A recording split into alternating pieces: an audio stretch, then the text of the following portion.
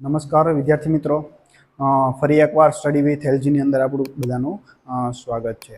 મિત્રો, આપણે ભાગુસભા સૂત્રની સમજ છે એ આગળના વિડીયોમાં જોઈ હતી.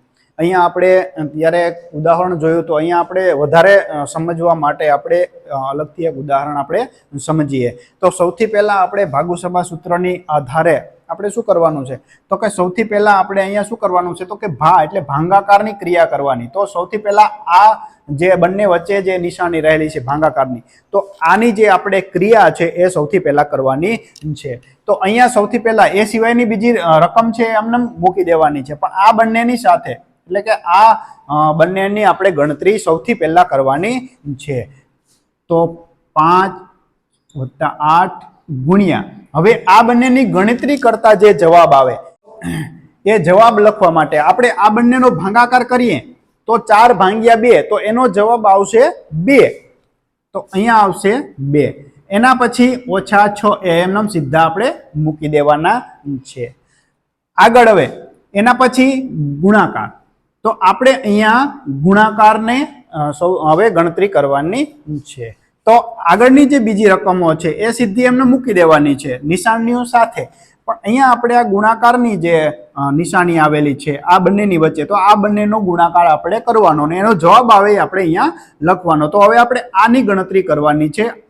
8 ગુણ્યા 2 એટલે 8 દુને 16, આ એનો જવાબ આવ્યો, -6.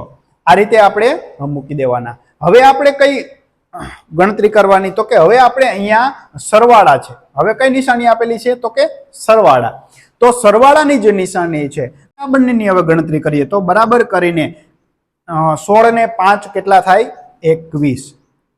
16 ને 5 21. તો આ બંનેનો સરવાળો આપણે અહીંયા લખી દીધો. એ સિવાયની રકમ છે એ આપણે શું કરવાનું, આપણે એમને સીધી મૂકી દેવાની નિશાની સાથે. તો આપણે અહીંયા મૂકી દીધી. હવે અહીંયા છેલ્લે બાદબાકી. હવે છેલ્લે કઈ ક્રિયા આવશે? બાદબાકીની. તો આ બંને વચ્ચે બાદબાકીની ક્રિયા કરીએ તો આવશે જવાબ 15. 15 ને 21 માંથી 6 બાદ કરીએ તો જવાબ આવે છે 15. આ આવી ગયો જવાબ.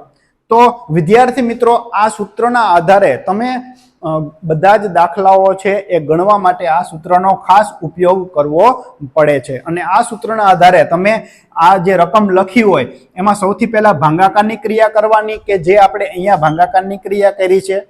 એના પછી ગુણાકારની ક્રિયા કરવાની જે આપણે અહીંયા ગુણાકારની ક્રિયા કરી. એના પછીની સરવાળાની ક્રિયા, તો આપણે અહીંયા સરવાળાની ક્રિયા કરી. એના પછી બાદબાકી, તો છેલ્લે આપણે બાદબાકીની ક્રિયા કરી અને છેલ્લે આપણે જવાબ અહીંયા 15 છે એ મળ્યો છે. તો અહીંયા આપણે જે ગણતરી કરીએ, આગળ આપણે જવાબ લખતા હોઈએ ત્યારે ગણતરી કરતા હોઈએ, એમાં જેની ગણતરી કરવાની હોય આ સૂત્રના આધારે એની જ ક્રિયા અને એનો જ જવાબ લખવાનો. એ સિવાયની જે સંખ્યાઓ છે એ સિવાયની આ જે સંખ્યાઓ છે, આ સંખ્યા છે આપણે અહીંયા સીધી જ ઉતારી દેવાની છે એની નિશાની સાથે. એમાં કાંઈ આપણે ફેરફાર કરવાનો નથી. આ જ ગણતરીના દાખલા જોવા માટે આ ચેનલને જો નવા હો તો સબસ્ક્રાઈબ કરજો અને મિત્રો લાઈક શેર જરૂર કરજો. Thank you.